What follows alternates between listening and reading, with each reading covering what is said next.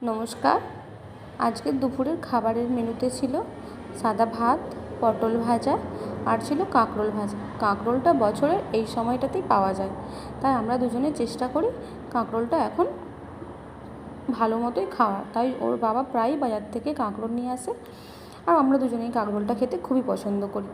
তো কাঁকরোল ভাজা ছিল, আর ছিল চিচিঙ্গা আলু দিয়ে একটা তরকারি। তো এখন সবজি বলতে পটল, চিচিঙ্গা, ঝিঙা, ঢ্যাঁড়স, বরবটি এসব ছাড়া তো আর কিছুই নেই।